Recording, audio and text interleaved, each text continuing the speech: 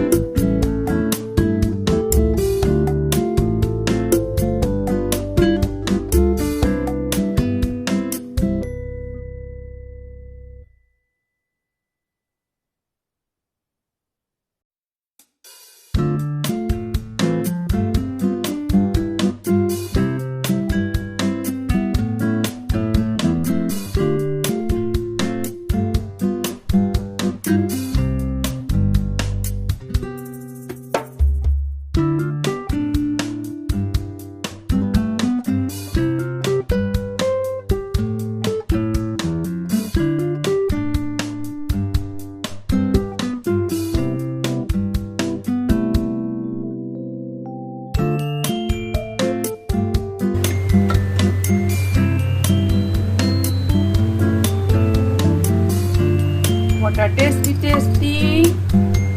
bitter gourd masala I made today. Please like, subscribe my channel on YouTube, Cooking Shooking.